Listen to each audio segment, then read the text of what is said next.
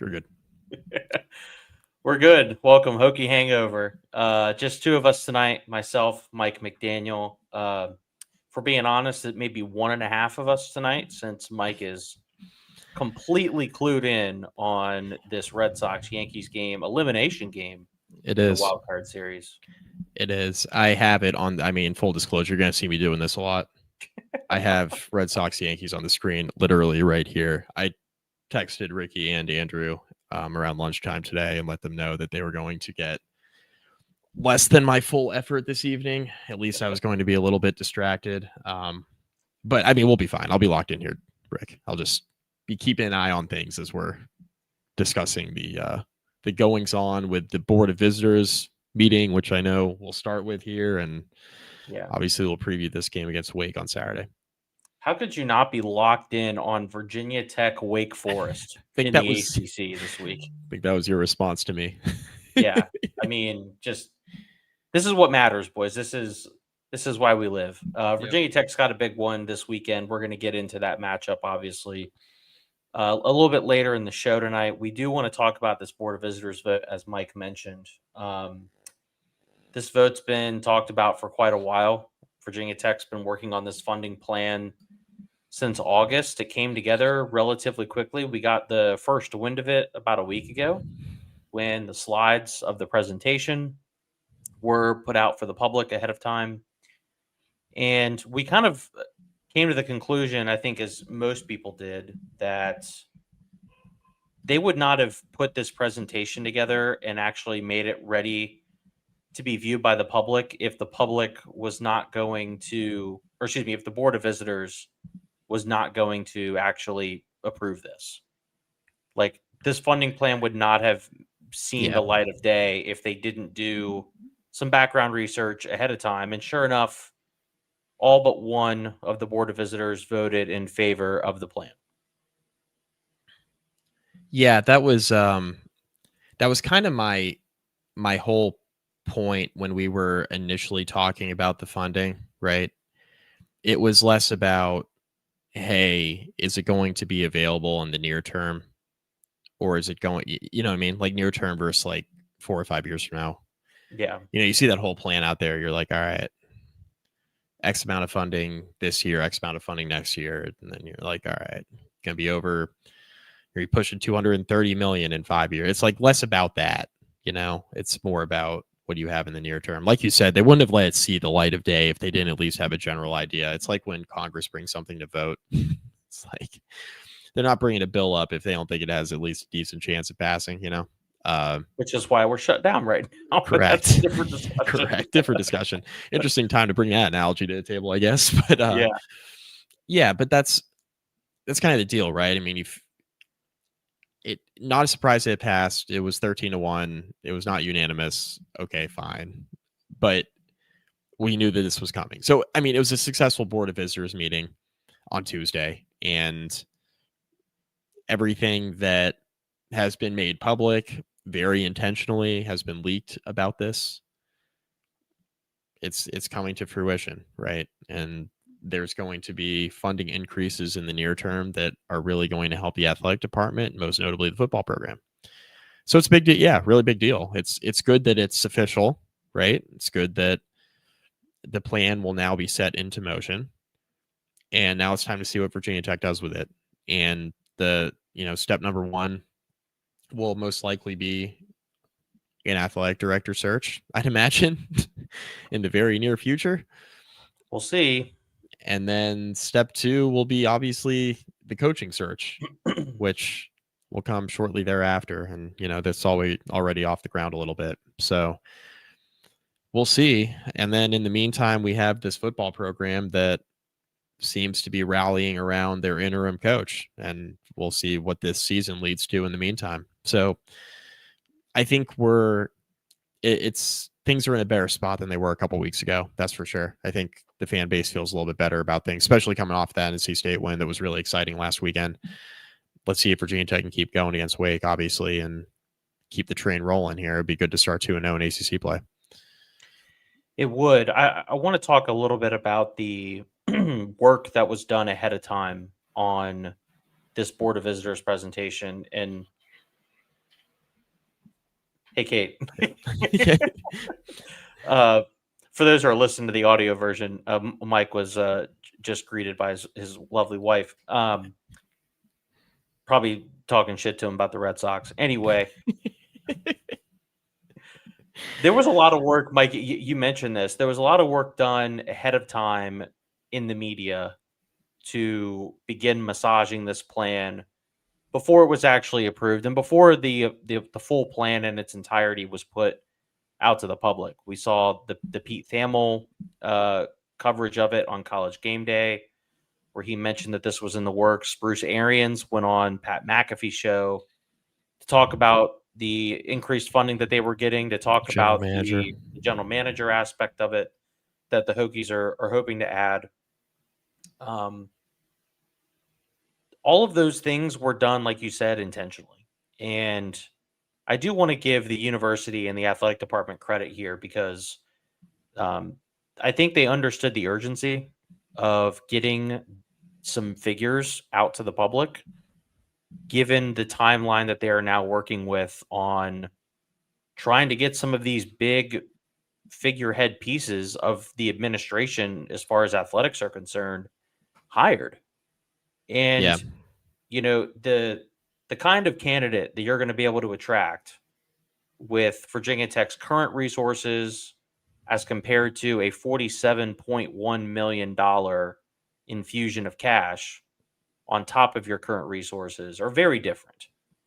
And I don't know if you're seeing it, Mike, but I'm already seeing non-affiliated accounts with Virginia Tech, people that aren't fans, people that don't cover the program closely, that are already saying Virginia Tech is now one of the better jobs, if not the best job open at the moment, as far as the head coach goes. And we obviously know Arkansas is open right now, Oklahoma State, UCLA. For Virginia Tech to already be getting that accolade is probably a good thing. Because if you can try and set that narrative early with the agents and the coaching candidates that are going to be there in November and December, it's going to make things a lot easier when you're trying to get folks to commit. Yeah, I think that was the whole goal, is to make this as attractive of a job as possible.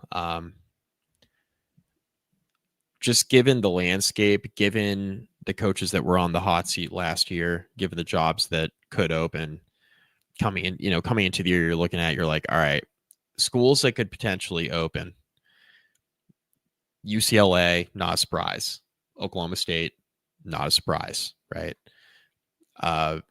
Virginia Tech, not a surprise.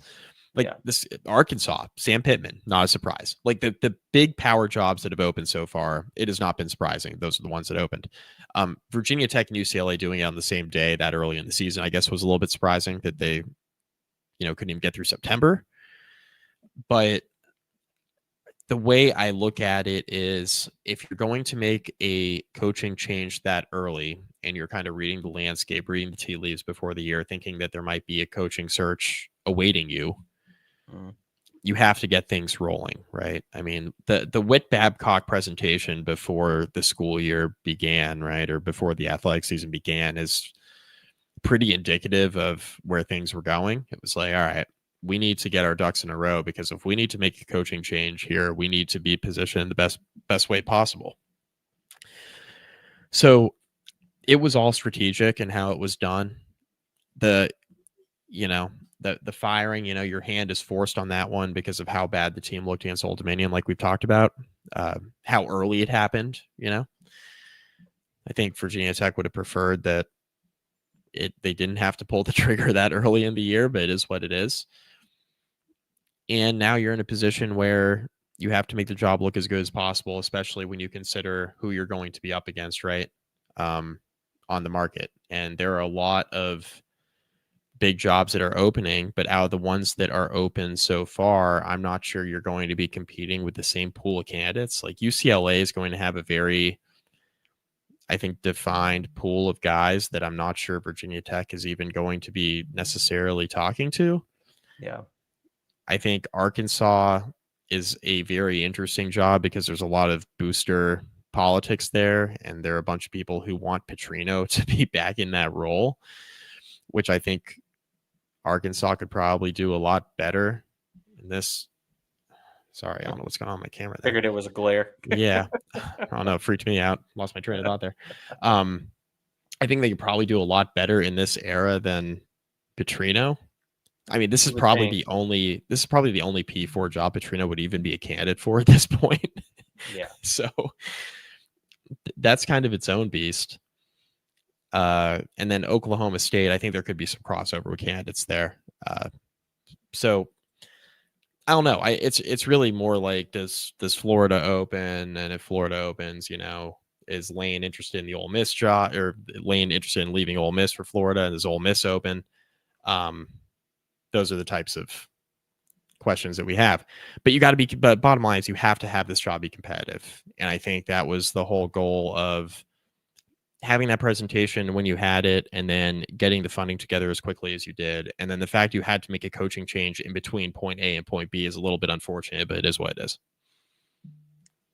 Correct. Folks, for just a reminder, the figures here. So for FY26, which we are technically already in, before investment, Virginia Tech's athletic budget was $156 million. The current projection now is $190 million. FY27 will be over 200, 204, then 207, and then FY29, which again, these numbers are probably subject to change. 212 million is the current projection. So these are obviously huge increases, and the fact that they're able to get such a large increase right away certainly changes the paradigm of conversation surrounding the school. And I find it interesting that this is being coupled with what we're seeing on the field right now, where you have a former head coach that has taken over an interim position. And I've had people tell me this privately, but if you just watch, you can kind of see it with your own eyes. The team's starting to gel. Yeah. They're really starting to get behind Philip Montgomery. The dynamics of that as we go throughout the rest of the year are going to be interesting to watch. Yeah, they are. I don't know what this season is going to look like. Virginia Tech is 2-3, but they're 1-0 where it matters, right, in the ACC. They have a manageable schedule ahead of them with some difficult opponents on there, but Saturday they beat what I think is an okay team in NC State. I don't think NC State is cheeks, as the Basketball Conference podcast has declared them to be. I think they're but I mean, Virginia Tech should not. I mean, they were a 10.5 point underdog. I mean, that was a huge win. I'm not trying on the road at night road in Raleigh. Right. Yeah. Me making fun of NC State doesn't mean that this wasn't a big win for Virginia Tech. I mean, they were a 2-score favorite. I mean, that was a gigantic win for the Hokies. Yeah. And I'll bring up a comment here from Justin saying, I'm curious if the entire team is gelling with Monty. The entire team that's left. That's left, yeah. There are a lot of guys that are either, I guess, like silent redshirting potentially, or yes, agreed. There are guys that have already quit. Some guys who it sounds like we're not afforded the ability to quit, and we'll leave it at that. Mm-hmm. Yeah. So there's been a lot of change, obviously, with this program in the last few weeks. But when you're in these positions and you're back against the wall and you have nothing to lose, and you have a head coach, like I mentioned last week, that is kind of in the same boat. I mean, Montgomery's future is just as uncertain as the guys on the roster. And that common place of stress and the potential for misery, I think, helps bring people closer together. And it also helps that this guy's done this before, and he's done it for a long time. Philip Montgomery's been a coach for a while. He's coached at big programs. He's coached at not big programs. He's been a head coach. He's gone through the trials and tribulations. There's a reason why he got the interim tag. And we all kind of assumed it would be JC when it happened, but Montgomery is really starting to show that this was the right pick. And look, they could spiral from this point on, right? And they could just be bad the rest of the year. But at a certain point, you have to give the guy credit. And again, going back to how I kind of started this point, we've got a ton of weeks left, and how Virginia Tech performs over those remaining weeks, coupled with the fact that Virginia Tech is likely going to draw an intriguing pool of coaching candidates, it's going to be an interesting situation to watch develop. Yeah, I mean, a couple things you said there, right? Like Montgomery's coaching for a job anywhere next year. I mean, we can have the discussion of does he coach his way into an interview with Virginia Tech? I mean, I think if the team plays well enough down the stretch, I mean, he absolutely will. You got to give him at least an interview. You got to give him at least an interview. But it kind of goes beyond that for me. It's like he's bounced around a little bit since Auburn, you know? Like he was in the CFL or the UFL. It's really bounced a lot around since Tulane, or excuse me, since Tulsa. Since Tulsa, yeah. He's looking for some stability for himself too, right? I mean, he wants to rally the team, put the best foot forward. He's obviously employed by the university and wants to see this through, and he owes it to the guys, right? And a lot of them are playing for a spot, you know, at Virginia Tech or elsewhere next year. So it's Johnny Garrett said it in an interview this week, right? At a press conference. He said it can be a dangerous thing when you get a group of guys together that have nothing to lose, right? And you felt that in the closing moments of that NC State game. You really did. It really felt that way. So yeah, I think Montgomery is the right guy to be the interim, especially given the fact that you had to have him, you know, take over when he did with so many games remaining. And I think there's opportunity here, like you said, with the schedule being manageable, where if you play competent football, you can play yourself into position where you can maybe make a bowl game. And that's going to be a difficult thing to do, but I think it's an attainable goal. I don't think it's, I mentioned that on the recap. I don't think it's something now coming off of what we just saw against NC State where we can look at and say that is impossible. I don't think that's an impossible goal. I think it's an attainable goal to win a bowl game or make a bowl game. Sorry. And if you make a bowl game, that's probably enough to get Montgomery an interview. Like you take over the program in total shambles. They're 0-3. You just got dog walked by an in-state G6 team in Old Dominion, and you take over and you rattle off, 6 of the remaining 9, right, to get into a bowl game. That would be really impressive. So that's probably enough to get him an interview. I don't know if it's obviously enough to get him a job.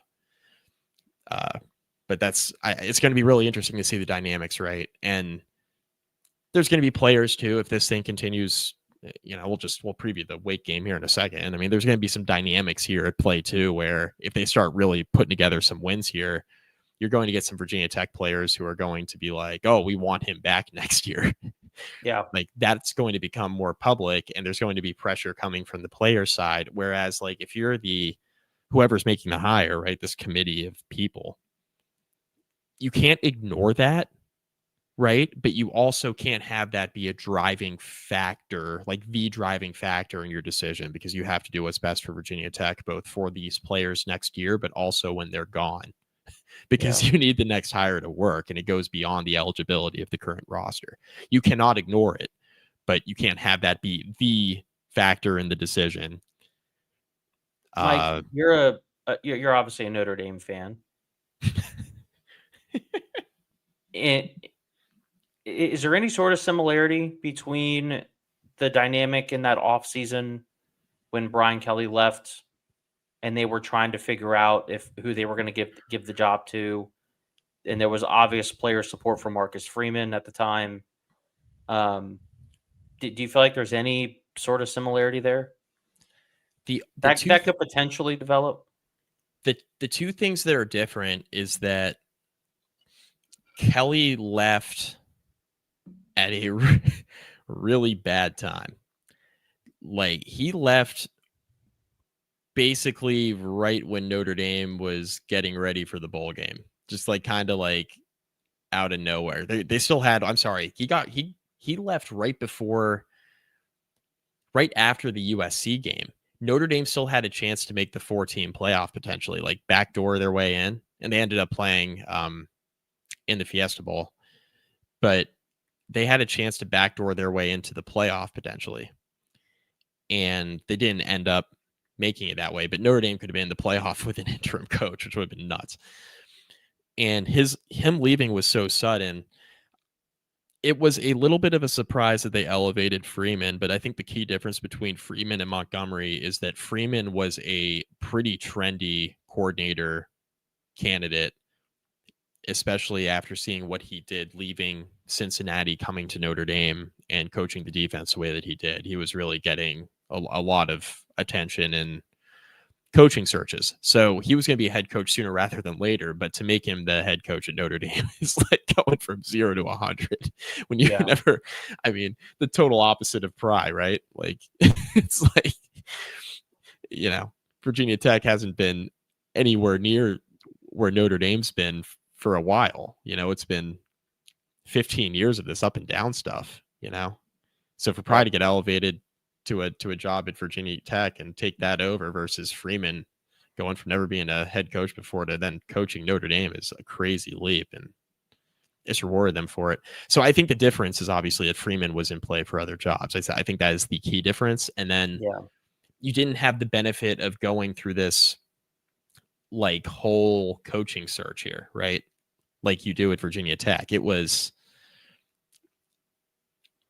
like right after that USC game, and a lot of the coaching jobs had already had their candidates kind of circled right before the final week of the regular season. So it was almost like you were coming into this coaching search, A, unexpected, and B, late a little bit, which made it hard.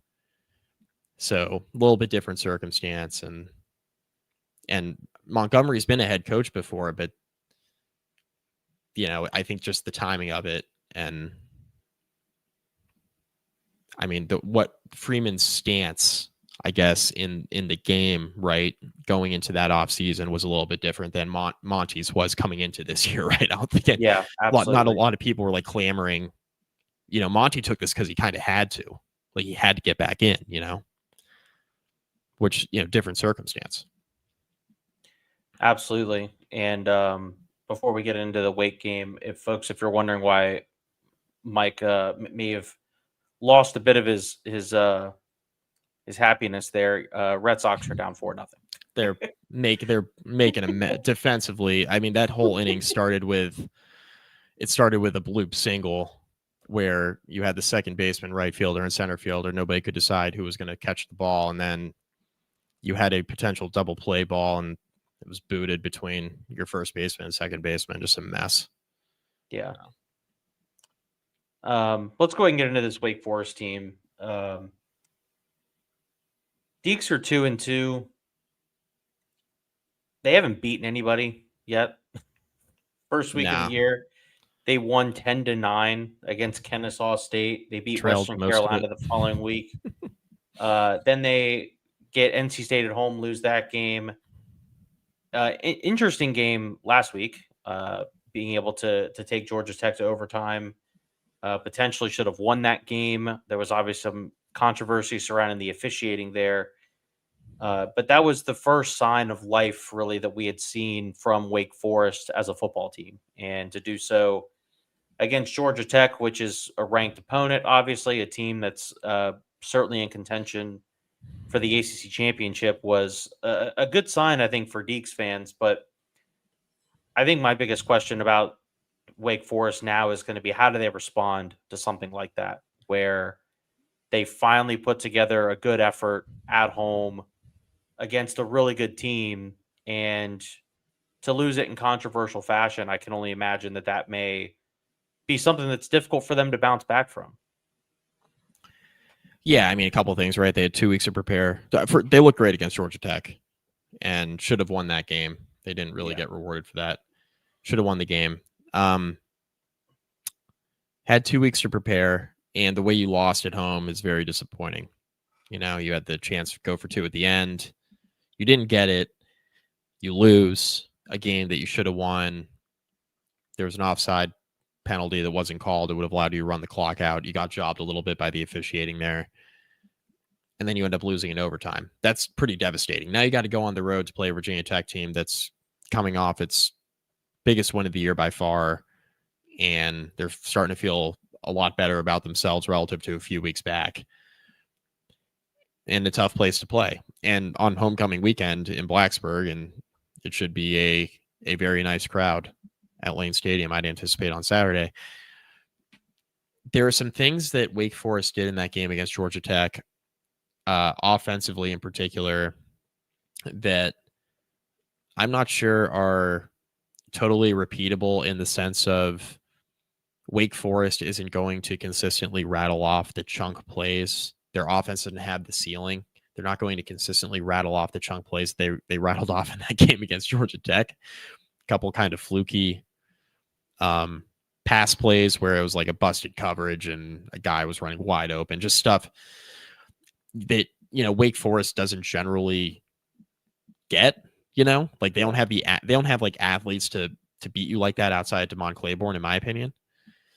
So a couple busted coverage plays and things like that, which, we've all watched this Virginia Tech team this year, right? So, I mean, it's not like it would be impossible to see Wake Forest rattling off a few of those against the Hokies. It's been an up and down thing.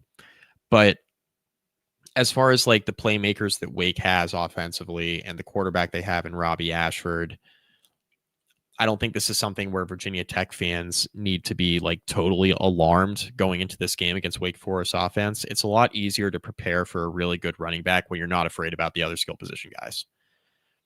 I don't think Virginia Tech is going to feel like they're going into the matchups on the outside thinking they're going to lose those, which is really important when you have a running back like Claiborne.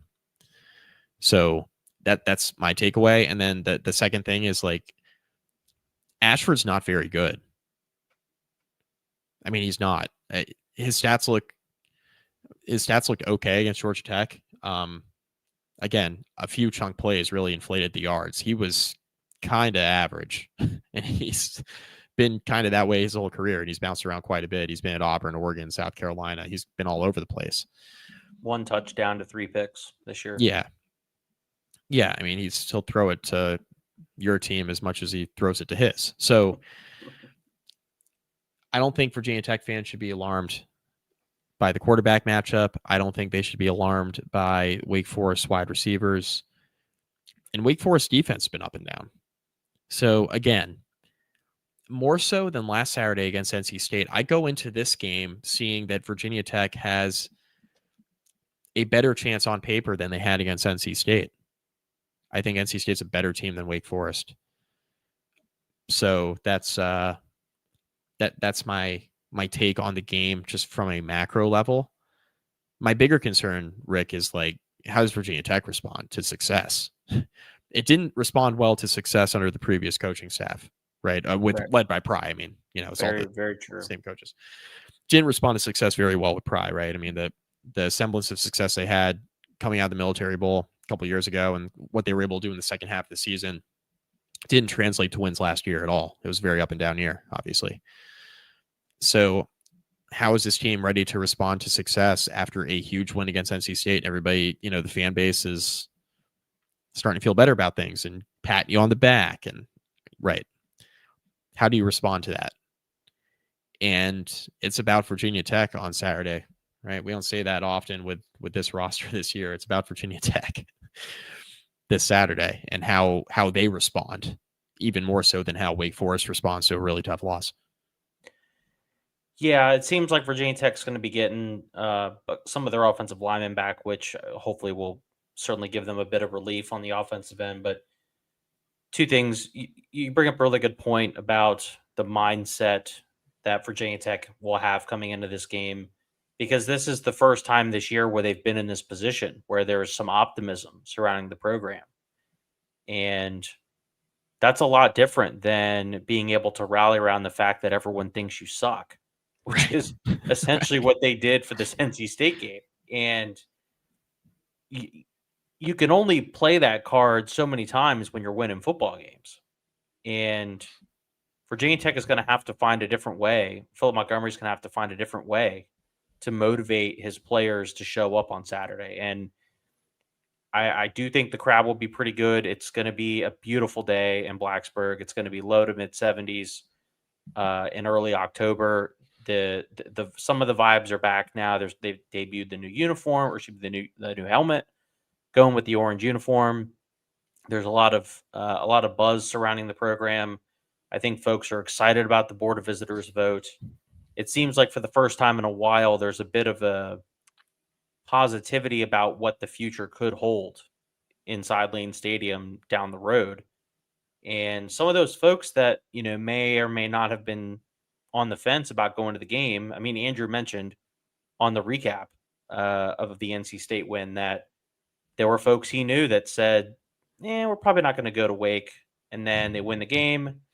And they're like, okay, fine, we'll be there. Yeah. We'll go ahead and Twist make the my arm. trip. Yeah. And I have a feeling that could be the case for a lot of folks. And, the weather's not going to be an issue. I really hope that there's going to be a good turnout for this game. And there certainly could be.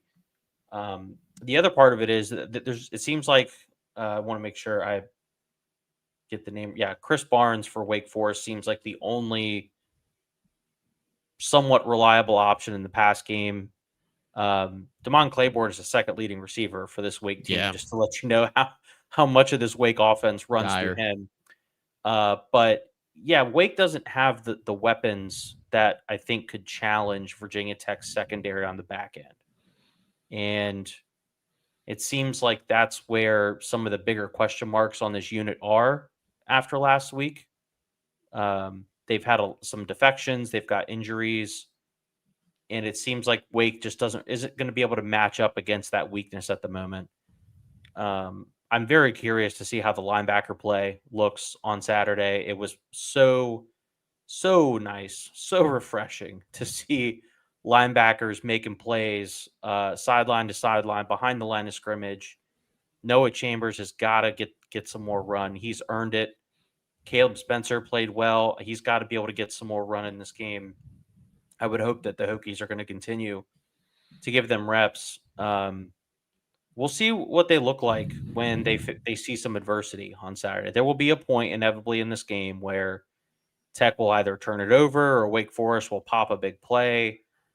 And how Virginia Tech responds to that, I think, will tell me a lot more about what kind of team that they can potentially be now that they're experiencing a little bit of success. We're joined by our esteemed colleague, only a little bit late there, Andrew. Welcome to the show. We're talking the Demon Deacons.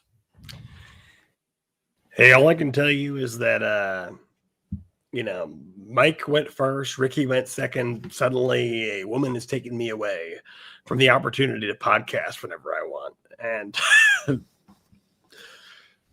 what I can tell you is, for the time being, I'm still available for the games. I will be there on Saturday. And I had a call with Mike this morning. I had 9 a.m. with Mike McDaniel to propose a possibility.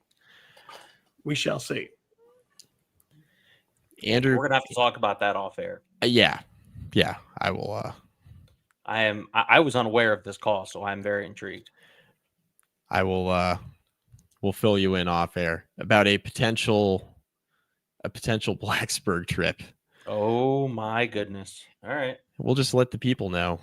Ricky, Andrew says, if an extra ticket were to come available for Cal, could I twist your arm? It's getting to Lane Stadium on a Friday night. Andrew says, one night only. Andrew says, I have somewhere to be on Saturday. He goes, but Friday night, he said, we should go we should get there in the morning. We should tailgate during the day. He goes, we'll talk to Ricky. I'm sure he's coming. And he said the three of us could be in Blacksburg at the same time for one day and one day only. Which has an intriguing offer. Never. I can't. In 2019, when this podcast started, which is an increasingly long time ago, by the way, for those paying attention. Yeah, You know, I don't think that's happened. So I would love to make it happen. I would love to make it happen not at like the Miami game or something like that, where Virginia Tech will be a sacrificial lamb. I'm okay if it happens in the future. You know, obviously, Mike's got a laundry list of priorities that I can't necessarily relate to at this point in my life. But if it's possible, I'd love to make it happen. So, you know, we're going to cross our fingers and our toes, and, you know, producer Scott's going to do a lot of work behind the scenes, and we're going to see if it's possible. And that's all we can do is dream. Yep. Producer Scott coming in clutch once again. It's almost like he's delivered on something like this before. Yeah, so it wouldn't be the first time. Won't be the last. Unfortunately, the bowl game gives an extreme amount of leverage due to its position on the calendar. The position on the calendar, so close to Christmas, to Christmas. And you know, while we're on the topic of Virginia Tech right now, I'm assuming that I haven't listened to this at all, guys. So, you know, forgive me, but I'm assuming that there has been a interjection of maybe a little bit of hope in this podcast. Mm-hmm. Maybe that hope for some, maybe not you guys, but some of our listeners is bowl game. Doesn't matter. Like, bowl game will be opt-outs across the board. They will be sacrificial lamb to whoever they play, whether it's, you know, Maryland or Tulane. And that's that. It's all about feeling good about yourself in the process. Good vibes. And that's what this Wake Forest game gives you the opportunity to do, is feel good about yourself in the month of October as a fan of Virginia Tech football. We didn't think we would have this 2 weeks ago. But that's true. For better or worse, hope is in the air. Hope that we can go to Lane Stadium on Saturday and win a game. And I'll tell you what, I'll be there. Look, it's not about the bowl. This is in Andrew's words. Well, part of it is. It's not about the bowl game, whether or not you make one. It's about the friends you make along the way. Absolutely right. Absolutely right. A once bright mind, you know, spoke those words, and no truer words have been spoken. It's not about 6 wins and 6 losses. It's about the friends you make along the way. Together with the power of friendship, Virginia Tech can potentially make a bowl game. First of all, the power of friendship is how I explained Europe beating America in the Ryder Cup. And if you're a golf fan out there, you will understand that. Like, yes, put Patrick Cantlay with anyone other than Schauffele, and there's no power of friendship there. Meanwhile, Fleetwood wins his first tournament on the PGA Tour, and Justin Rose's wife is crying. Yeah, that's a team. Yeah. Like, they really hate America. Yeah. Apparently Rory doesn't. Rory loves it here. Yeah, how about that press conference a day before the Ryder Cup? The best country in the world. I'm like, listen. And then he came out and smoked us. I'm like, Rory, I agree, but you can't say that this week. You can't. I agree with you, but that's not, you know. I mean, to be fair, they call Northern Ireland the greatest country in the world. Yeah, I mean, it's fair. fair point. Somebody would call BS on that. Yeah. Back to our previously scheduled content. Yes. Yeah. We're actually almost done really previewing Wake Forest, Andrew. I don't know if you have any thoughts on this team. It feels like Wake hasn't proven themselves against anybody yet. Yes, they probably should have won last week against Georgia Tech, but it doesn't seem like they have the weapons on offense to consistently put up points. And then defensively, they've just been kind of a mixed bag. Well, long story short, you know, before the season, I had heard rumblings of, and again, this is all secondhand, of coaches saying, like, you know, our offensive line ain't great, but they'll do fine against Wake Forest. So, like, super insult to them. Seriously. Didn't do well. I mean, that's true. Though. Well, to be fair, that was not the starting offensive line, which is a whole different point where you could try to conjure up positivity around Virginia Tech. Nonetheless, they have shown themselves over the course of the first 4 weeks of the season, whether it be beating Kennesaw State by 1 point or hanging in there against, a team like, what was it, Duke, who they played? They played a lot of close games. I mean, Georgia Tech, very close. Nonetheless, one player on the team worth a damn, the starting running back. Yep. That makes you think, stop the running back, we'll be all good. We've seen this movie before, though. If you look back to like Rutgers last year, if we just stop Kyle Munn guy, we'll be fine. And then they run the drag route 10,000 times in a row. Spam it. Yeah, they just spam It's not a family podcast. And, Cocklock Manis looks like Johnny Unitas. So I will representation of what happened. I'm not here to tell you that stop the run, we win the game, because that's been proven wrong before. However, you like to think that we have more competent people in charge. Now, those people in charge did allow 30 consecutive points at home to Old Dominion with the same people on the field. So, like, I have two counteracting, like an angel and devil on my shoulder, if you will.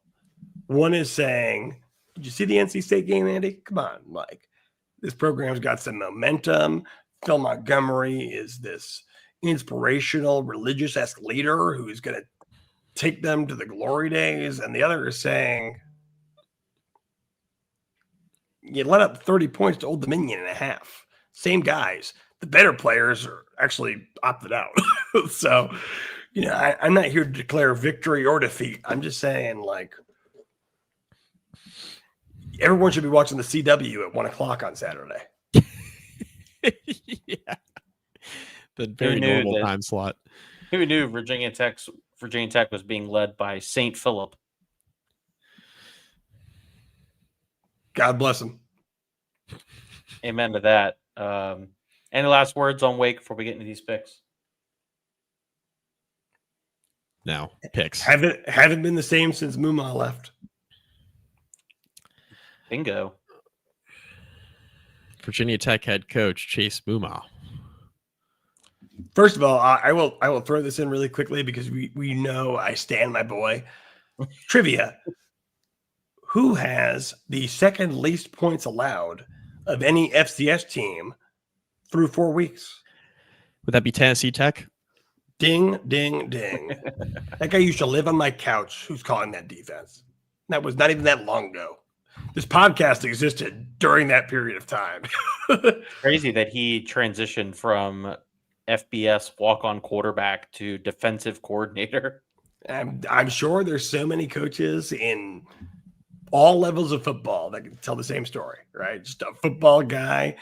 It takes a lot to ride pine and never play, and you just love football. And credit to coach. That's what he did. Yep. Shout out another legendary walk-on in this program, Jack Click. Hickory dickory slick. Noon on the ACC network. Boston College is 1-3. They're going to Pitt. I don't know if this classifies as a sicko game because both these teams are pretty bad boys, but this is not going to be a fun watch. If you watch this one and you're not a fan of either school, I would consider looking at your TV guide. Pitt 6.5-point favorites at home for this one. I'll go ahead and start. Give me BC to keep it close, I guess. I don't know. BC. They might win it outright. They could. I will pick the better coach. And for better or worse, the better coach is Pat Narduzzi.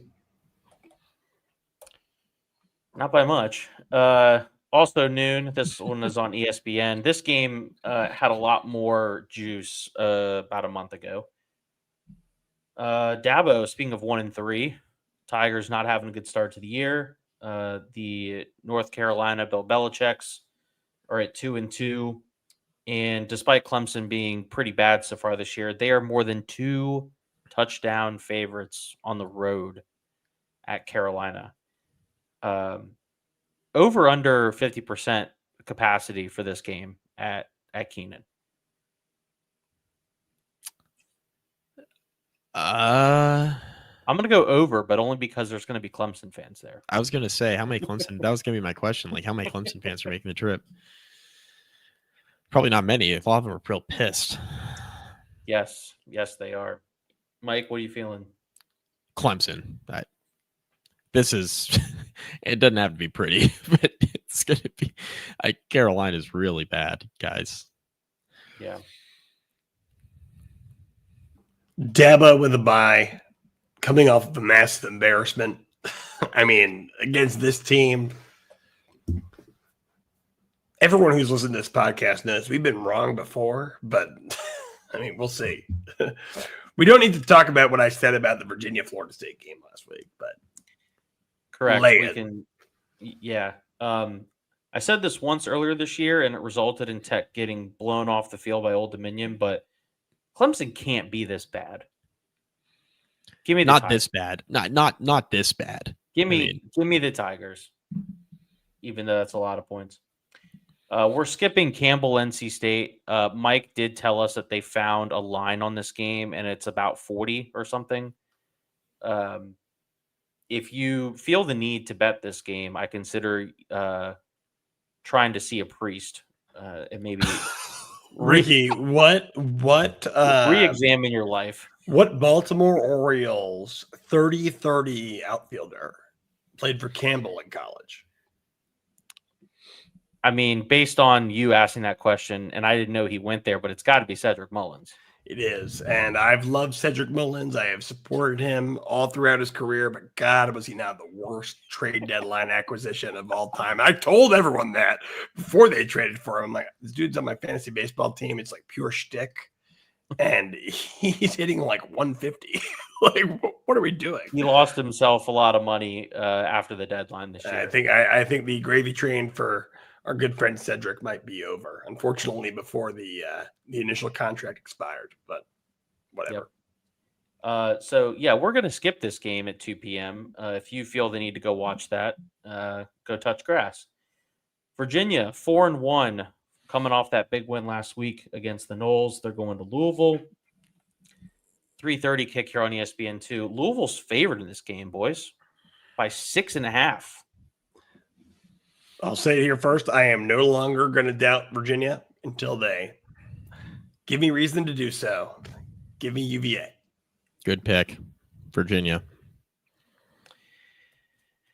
Yeah, I don't know how you couldn't go with UVA at the moment to at least cover. I mean, I am not a fan of basically any Louisville quarterback over the last like 4 years. Correct. Yeah, it's not any different with Miller Moss. So Chandler Morris is a better quarterback. I'll take the Hoos. I will say, especially if you're giving me 6.5. Are you kidding? A lot of points. Yeah. I'll make the argument to the alternative, which is that game at home, high energy, great environment, somehow great environment. Shout out to the UVA fans. Like, again, I don't want our biggest rival to be a doormat whose fans don't care. They can do it once a year. They can do it once a year. But beyond that, what have they done? Blown the brakes off Stanford? Who cares? Beat William and Mary and Coastal. Lost to NC State. I know a team who got the brakes beaten off of them by Old Dominion, who beat NC State. So it's like, I don't know. We'll see. It's championships aren't won in the month of September. If you need me to generationally hate, I got a guy with some receipts. It's like, transitive property is crazy. So we don't need to play like that. But until they prove otherwise, I'm going to give UVA the benefit of the doubt. And then they got that Washington State game on the CW on the 18th. So mark your calendars and put your DVR on. Yeah, clean sweep for UVA on that one. Syracuse on the road going to SMU. Ponies 17.5-point favorites. That's a lot of points, but Syracuse is a lot of ass without Steve Angeli. So go ahead and give me SMU. Yeah, I mean SMU here. I think they win comfortably. Syracuse, I think it could be tough sledding with Ricky, whatever his name is, a quarterback backup. Mm-hmm. Not the same team. Good for the starter. Went out with a bang. Might be over. Which we'll see how that impacts the head coach's chances, who was being mentioned in a lot of ways as a guy who could get one of the many jobs that will come open here in 2025. But yeah, give me the Ponies in this one. Yeah, clean sweep for SMU there as well. Miami, Florida State. I will be listening to this game on the way back from Blacksburg on Saturday. Canes are 4.5-point favorites on the road at Florida State. Florida State, I think, will bounce back in this game. I do not think they will win. I am not a big stand for Carson Beck, but it feels like Miami's got a little bit of thing going there. I think they can find a way to win this one on the road and win it by more than 4.5. So I'll go ahead and take the Canes. Yeah, give me Miami. I agree. I think Florida State's going to bounce back. I think this will be a really good game. I don't think Florida State's defense is necessarily as bad as it showed against Virginia. Trap game of all trap games, and it lived up to the hype in that regard. Also, credit Virginia for just being a really good offense, but I think Miami's got a similar offense in terms of explosiveness and the way they can move the ball. Certainly have better athletes, even though Virginia's got plenty of their own this year. Miami's got more of them. And I think Miami's been the more consistent team through the first month. So give me the Canes. I love to doubt Miami. I can't doubt them right now. Yeah, that's where I'm at with it. Duke, 2.5-point favorites on the road at 10:30 ACC After Dark on ESPN. Andrew, can I go ahead and pencil you in for the Blue Devils? Yes. Easy. Mike. Cal. Long road trip for Duke, coming off of a pretty big win against Syracuse last week. Mike's on his own here. I'm picking the Blue Devils, although I am starting to believe that while he is very raw, JKS may be a problem. Yeah, he's in the cool. future. He's got a fun watch. He's got a ceiling there for sure, and it's pretty high. Bonus game here before we get to Virginia Tech Wake, gentlemen. We are in a group chat with producer Scott and Joey Weaver from the Basketball Conference podcast. He's requesting that we preview the Blue Hens, you cowards.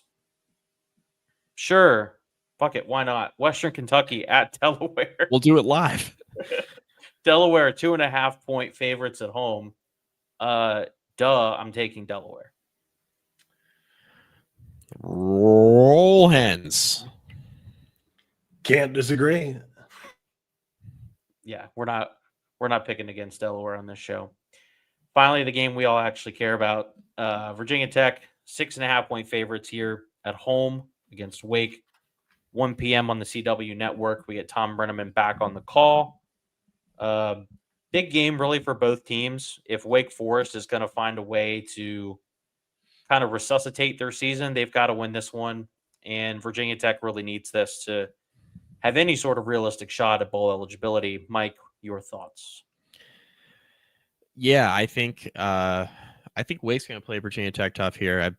I'm taking Wake against the spread. I think Virginia Tech wins. I think we're on the board with our second ACC win. Get to 3-3 on the season, back to level par, as they say. And I think this will be kind of a tough game, right? I don't necessarily expect Virginia Tech's defense to play quite as well as it did at NC State. I think I think NC State's a better offense, obviously. I think they have a better quarterback. I think Hollywood Smothers is better than Damon Claiborne. And NC State's got more skill players at receiver, but CJ Bailey's definitely better. And than CJ Robbie Bailey, yeah, Ashford. definitely Bailey, definitely better than Robbie Ashford. But I think I'm going to be interested, like I mentioned earlier, see how Virginia Tech handles success.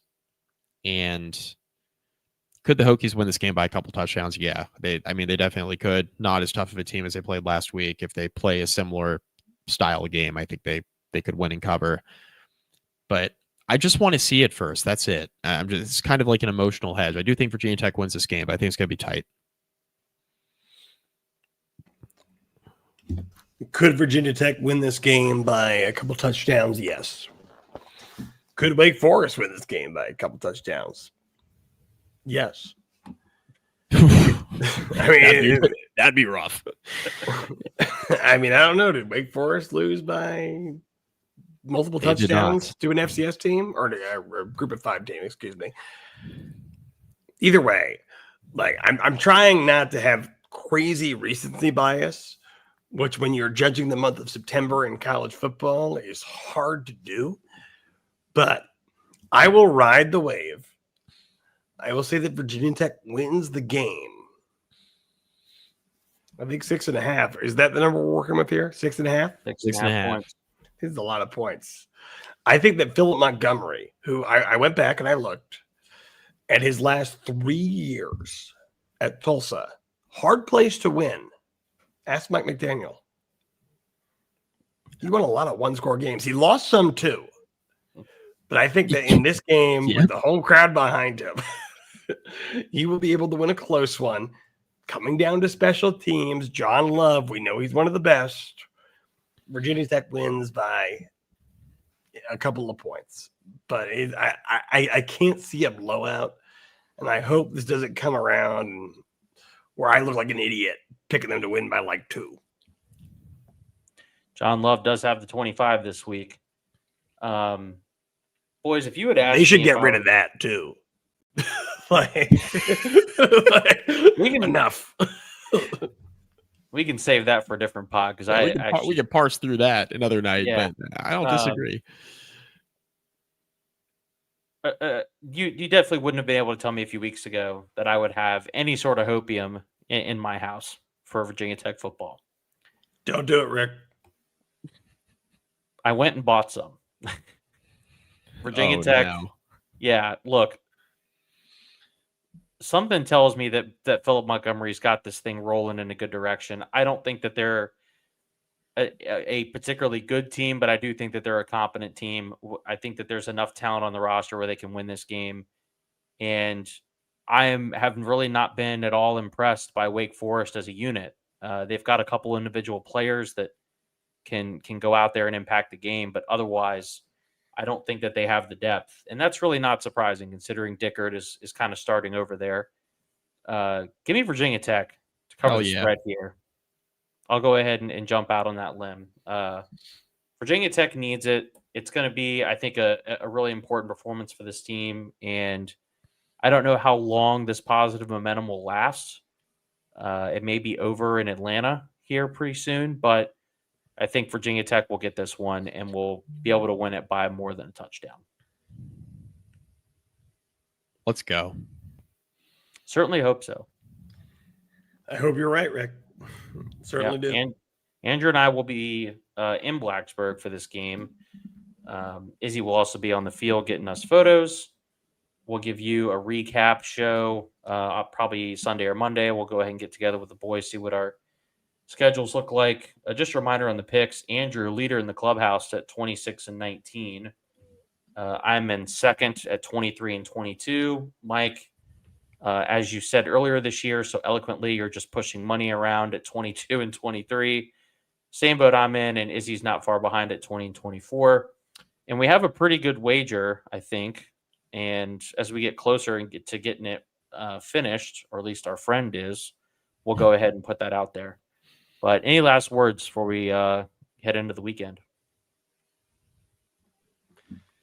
If you're going to the game, as I am, as Ricky is, as Izzy is, as Mike dreams of going to, drive safe, enjoy yourself, and you know, that NC State game in a lot of ways was like a shot in the arm for a fan base who needed one, but also would react really easily to like any sort of adrenaline.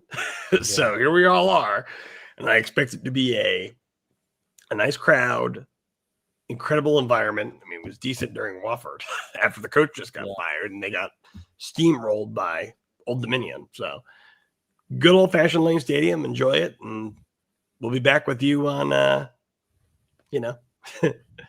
Sunday night, I suppose. In the meantime, if you're watching this or listening to this, whether it be on your local podcast platform or YouTube, subscribe, man. It helps us. I mean, like, it's not like we're doing this because we're filling our pockets with money. We just enjoy it. But if you enjoy it, other people with similar interests might too. So hit subscribe one way or the other. Catch us every time. Bingo. Mike? I have nothing to add. Red Sox are going to lose tonight, so you're dealing with opium. I'm dealing with copium. I'm sure there's some bourbon in that house you can use to ease the pain. It's never far away, as they say. I sounded like an alcoholic there. It's okay, Mike. Be yourself. Damn, Mike's going to have to call multiple numbers here. Yeah. Oh, Andrew, by the way, before we let you go. Andrew, I gave out 2 sickos picks for the ACC pod, but there's one in particular I think you'll be interested in as a Charlotte resident. Charlotte's one of the worst teams in the FBS. You agree? Yes, of course. Good. They have a Friday night matchup with the South Florida Bulls, led by Alex Galesh. They are a 27.5-point underdog, Andrew. Just keep it gets better, Andrew. It gets better. So,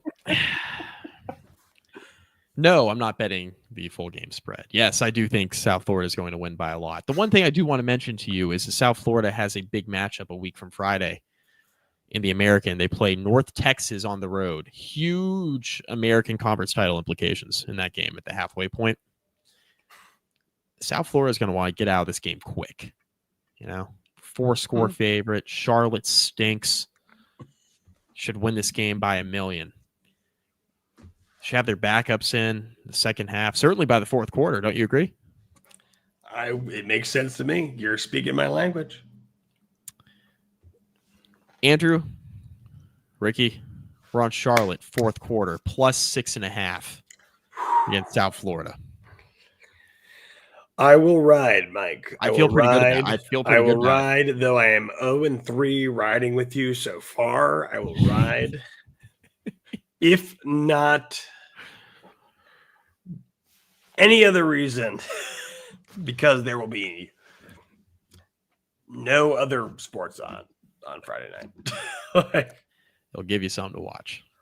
Mike sounded so damn sure of that. Like he's been practicing that in the mirror for days. ready to deliver that on you, Andrew. The reasoning's been sound. No, that's incredible. That was a great delivery as well. Yeah. Well, here should be everyone's plan. Right now, you're watching the Hokie Hangover. Then you watch the fourth quarter of the Charlotte game. Get a good night's sleep. Get your rest. Wake up 12:45 on Saturday. Take the TV out from under your pillow and turn on the CW. You'll be watching the Hokie Hangover again on Sunday. That's a perfect weekend in my book. Yeah, who needs playoff baseball or the NFL? I'm done. I'm done with playoff baseball after tonight. I'll tell you that. I've had enough. I had 3 Good nights news, this week Mike. now. I've been done with playoff baseball since before it started. Andrew and I are in the same boat there. Counts Family Pharmacy in Blacksburg, always appreciative of them partnering with the show and supporting us. Obviously, Home Field Apparel as well. If you're going to make it to a Tech game this year, you should go to Home Field Apparel. Use promo code BEAMERBALL. Get you 50% off your first order. Prepare for the game. Like Andrew said, we'll be back this weekend, get you a recap of Virginia Tech's hopeful win over Wake Forest. But until that recap, go Hokies.